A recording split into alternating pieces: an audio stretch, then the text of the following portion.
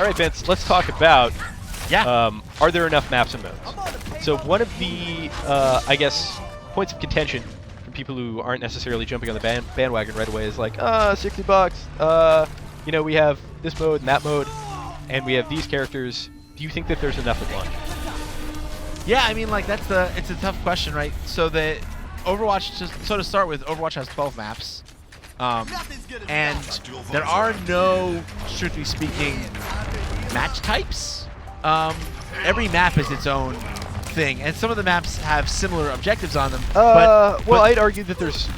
I wouldn't agree with that, but there's payload. Well, I mean, there's no. A and B. You don't decide what mode you're going to play on when you play. Sure, so you Watch queue. Point Gibraltar. You play Watch Point Gibraltar, and the objectives are the objectives, and they're always the objectives. You can't play Team Deathmatch or CTF or Assault. Right. On, So you're saying all of the payload maps are only payload maps. Oh no, not at all.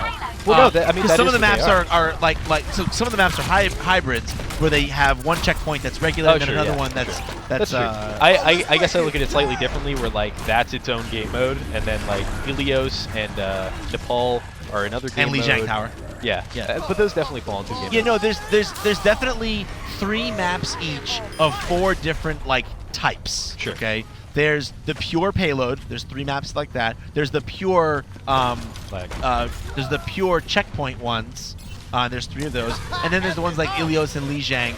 It's 3 of those. The 3 contesting points, you know, in the best of 3. Sure. That are kind of symmetrical, and you're all fighting over 1 point. And then there's the hybrids, which are the maps that use 1 checkpoint and and then a payload section. So yeah, you do have kind of 4 distinct. You have 4 structures or permutations of those different objectives, but the idea is each one of these maps is limited to just whatever it was built for.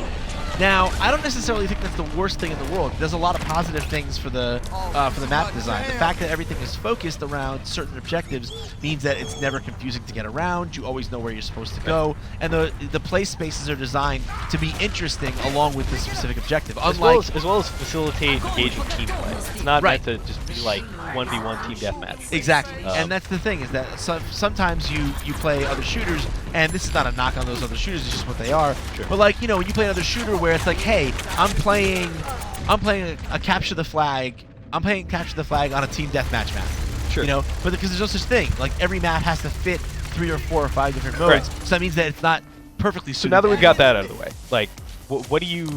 I guess I think that it probably is a little bit light in terms of maps and modes. I think that there are, like, I'm obviously super invested in playing, but I'm kind of playing and investing my time as well as money with the preconceived notion that they are going to be adding more post-launch, because it's Blizzard.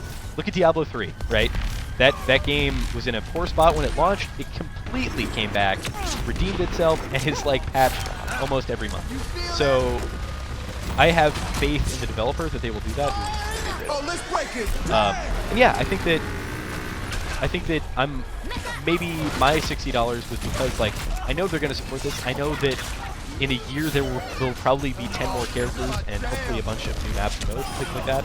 And they'll see what the community likes and they'll listen to that feedback. So that would be my, I guess, 2 cents about that. Right, and like to me, like the other thing is that it's not math. You know, like you can't be like, well, for X amount of dollars, I'm supposed to get X number of maps and X number of modes. Like, to me, it's about what's the quality of the experience, and is that experience an experience that's going to keep on giving me good times for a long time. The fact is, I've played Overwatch in beta for over 100 hours. I'm easily going to play it for 100 more over the course of the next year and longer and beyond. To me, there's no world in which that's not worth $40 or $60. Sure. Like, yeah, so, like okay, comparing this to Doom, perhaps.